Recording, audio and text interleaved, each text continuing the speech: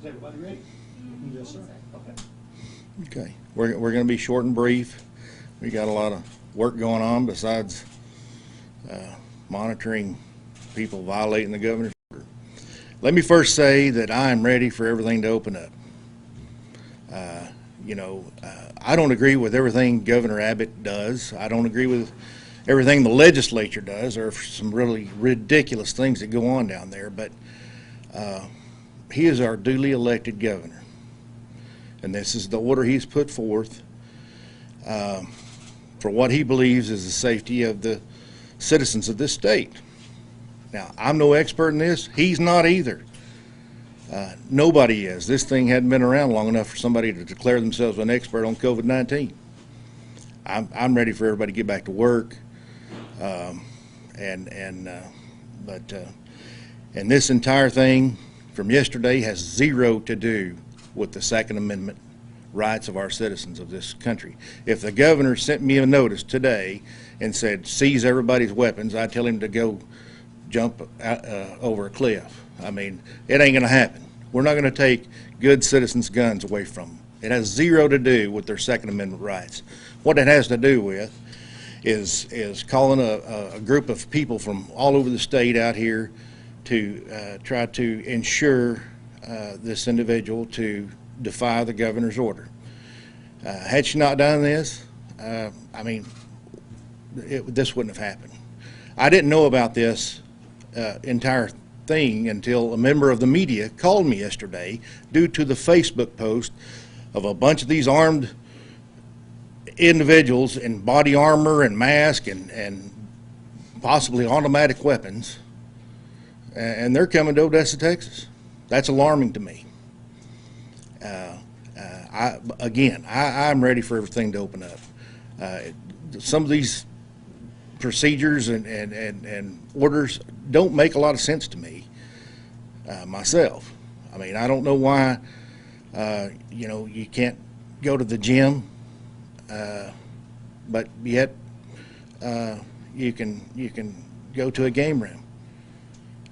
And the game rooms are not video arcades. Look at the definitions. Game rooms are not video arcades. It's a different definition. They are 8-liner machines. They're not video arcade machines. That's why they're open. And somebody gives me a good order to close them down, I'll do it. I'll do it today. If you don't like what's going on, run for governor.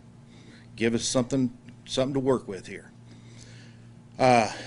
We did go to Big Daddy Zane's yesterday. We did arrest the bar owner for violating the governor's executive order, and we did take into custody 7 other individuals. We're still working on all this, and there may be other and different charges filed, but the fact of the matter is, this is not the way to do this. This was not a protest of their Second Amendment rights. It was a show of force to ensure that this lady could, violate the governor's order. There was no, they weren't holding signs and protest. This was not a Second Amendment protest at all. We didn't go over there to the gym yesterday and arrest those individuals for carrying their guns on that property, but they were on an alcohol licensed premises. If you want to know what a premises is, look up the definition in the Texas Alcoholic Beverage Commission Code. So anyway, we're still working on this, and again, we're not here to violate anybody's Second Amendment rights. I've been saying for years, and people will tell you, all the good citizens need to arm themselves because all the bad ones already have. I believe that. And again, if you don't like what our governor's doing, vote for somebody else for governor. That's all I can tell you. He has put forth what he believes is the best for our state and our citizens. He is our duly elected governor, and that's what we're going to follow. When he gets to the point he's going to violate our United States Constitution, that's where we're going to draw the line. The good book tells you you must obey the law of the land. He has put forth this order, and that is the law of the land right now. I hope we open up as soon as possible. All of you people here want to go get a haircut and get your nails done and go to the gym, and I want you to. I'm tired of trying to go to Lowe's and get some plumbing parts and have potentially having to wait for an hour to get in there. I'm not going to do it. I'll go somewhere else if I can get in there quicker. Believe me, I'm ready for this to end. This is all new to us. It's new to the governor. It's new to our local officials. Nobody knows the perfect way to do this. This is new. I don't know that this illness is any worse than the flu, but I think it's absolutely more contagious than the flu. I think it's easier to get this COVID-19 than it is the flu, really and truly, because it appears that more people have gotten it than the flu, but less deaths. But my message here is, let's work together. This is not the way to do this. Let's all get together. I'll sign my name on a letter to the governor. Let's open this place up if that's what you people want. But this is not the way to do this. Bringing a bunch of people from other parts of the state in here to try to meet your goal. There's a better way to do this. Let's do it together. And again, we got more work to do on this deal, and we will have more updates at a later time. And everybody just stay healthy.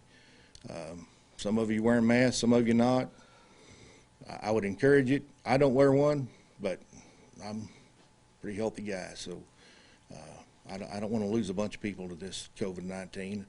You know, I love my community and I love my people.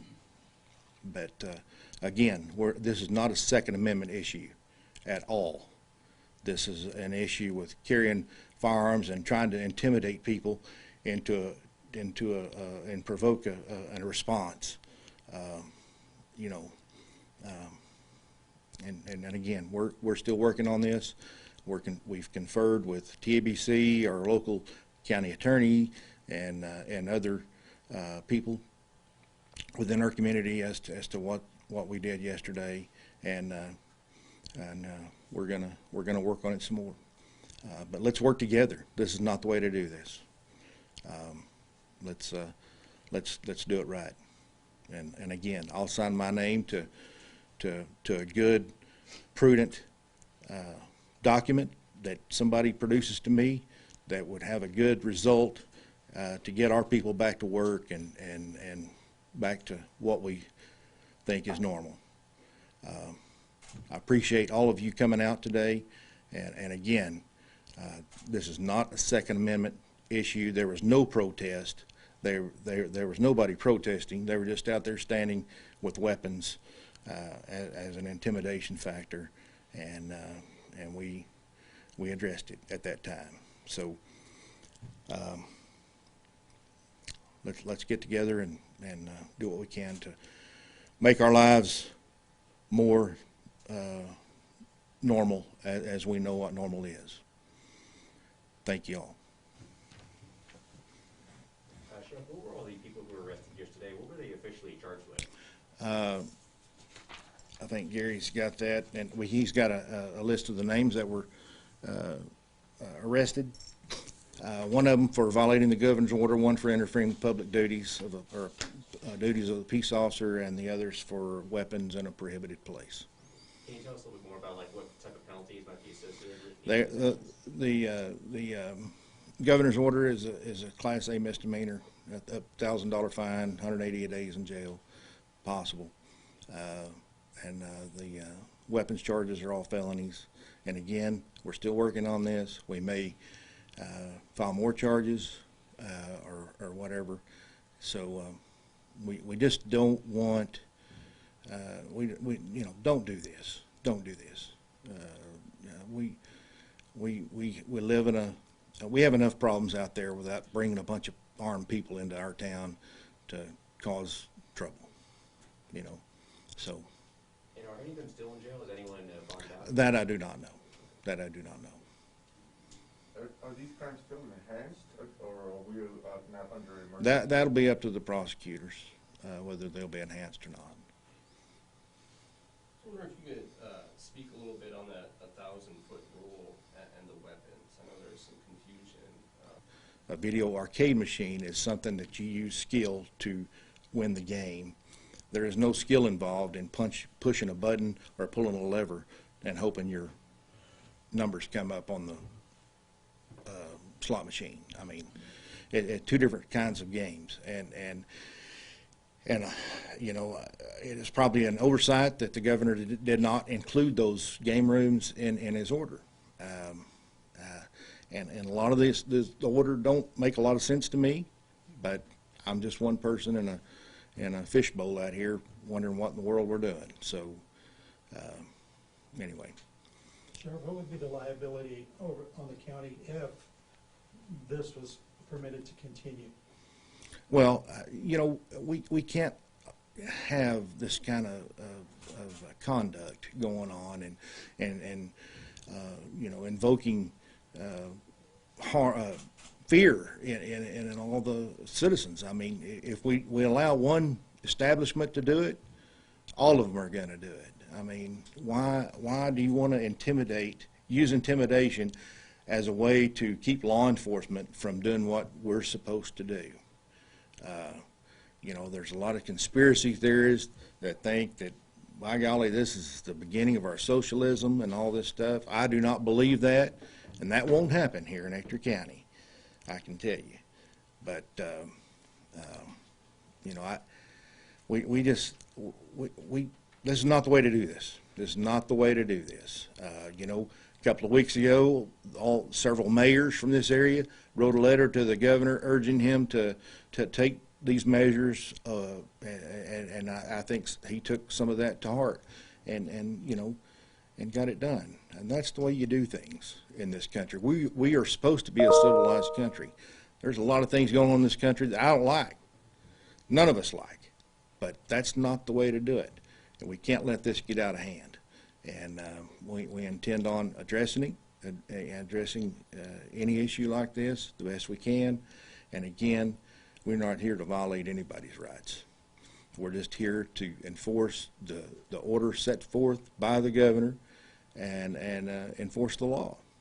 You know, and again, we may not agree with the governor's order, but he's doing what he thinks is necessary to protect the citizens of this state, and we have to respect that. We have to respect that, and I hate it. You know, those people losing their jobs, losing their houses, losing their cars. Not only that, the oil prices have just gone crazy, and that has affected a whole lot more people than in this area than the COVID. You know, and in fact, we've hired a bunch of them that have lost their jobs here in the community, and I hate it. We've been through a lot of booms and busts, and in this area, and I sure hate it. So, Sheriff, what do you say to people when they say that it was an excessive show of force yesterday? Well, you know, we of course we knew there were people on the grounds with weapons, possibly all. You know, we're going to take measures, the measures enough to where we think we're going to be take care of ourselves. You know, we want to go home tonight. Now, we don't even know these people. They're not even from here. They're from who knows where. You know, so we you know, I don't think it is an excessive show of force. We didn't, you know, we drove up there, and yeah, there were several armed individuals, and we treat that accordingly. I mean, you know, if most people see somebody with a gun, they're going to run the other way. Well, we're not going to, and we believe we had a crime there, so we acted accordingly. So. So can you elaborate a little bit more on like what that process was when the deputies arrived on the scene? What was your steps to handling that situation? Well, we just pulled up there and asked these individuals to drop their weapons, and they were compliant for the most part. Why was nobody read their Miranda? For Miranda rights statement from them. Also, why was there not a TABC officer on site? I can't answer that.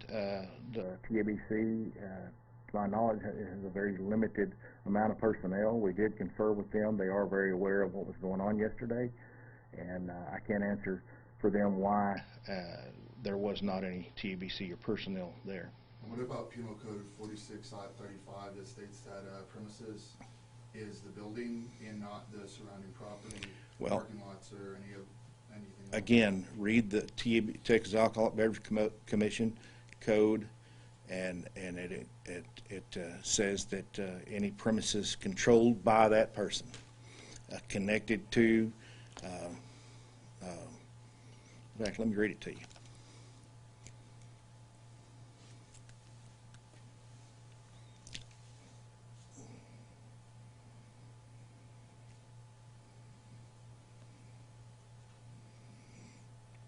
Premises are the grounds and all buildings, vehicles, and appurtenances pertaining to the grounds, including any adjacent premises, if they are directly or indirectly under the control of the same person.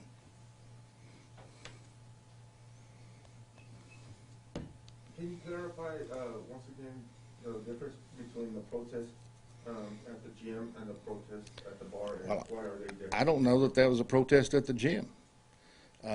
I mean, they were just standing out there with guns. They weren't chanting. I mean, they weren't holding signs.